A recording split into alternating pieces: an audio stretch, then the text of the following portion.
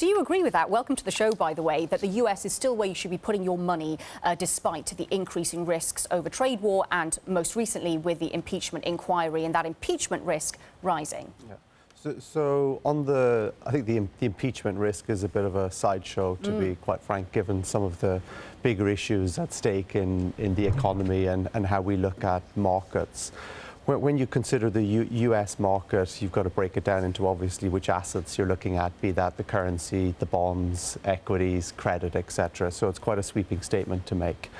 We would certainly see the US as being more defensive as a broad market in an environment of increasing uncertainty, and we're certainly in one of those periods today.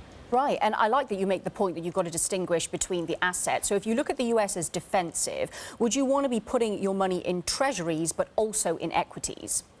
So our view is you need a balance within your portfolios, but at the moment our bias is that the economics are actually deteriorating rather than improving. If you think about what happened in markets, say, last year into this year, we believe you've got two key drivers in markets. The first being interest rate policy, particularly the Fed, and the second being trade. And last year, both of those were headwinds. This year, we would say monetary policy, certainly globally, is more of a tailwind for asset prices, whereas the trade tensions, or in fact, it is really a trade war, is in fact quite a strong headwind now.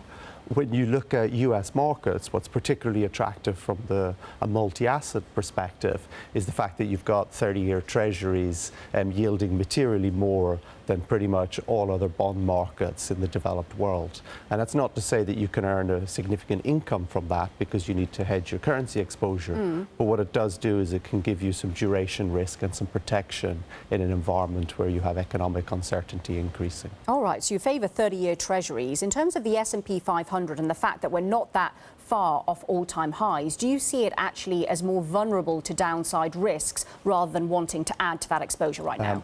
So I find it quite intriguing that the S&P, as you've pointed out, is pretty much at its all-time high or within a whisker of that when you have increasing economic deterioration.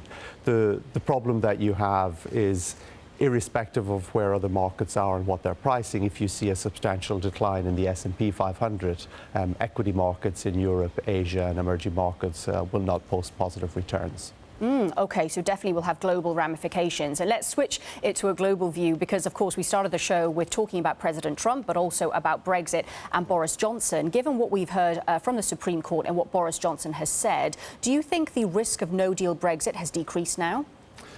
We do. So our view is that it's, first of all, almost impossible to predict exactly what's going to happen when.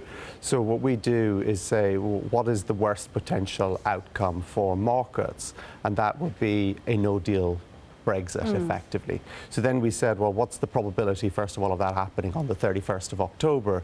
And our view is that given the recent actions within Parliament, the probability of a no-deal exit on the 31st of October is materially reduced. That's not to say it's still not possible at a further date, but given where we are today, we see the probability of that having been reduced materially. All of the other things are not as bad as a no-deal exit, be that a remain, be that a second referendum, be that an exit with some sort of deal. So I put all of those other possibilities into one bucket, and that's how we like to think about the potential outcome. Does that encourage you to increase pound exposure then? I think the pound today is reflecting that high degree of uncertainty. Our view is that if you don't have to take a position in certain instruments, you shouldn't do so. And what we certainly wouldn't do is take a short position in the pound, because the possibility that that has quite a sharp recovery if you remove some of the uncertainty that we're seeing is quite material.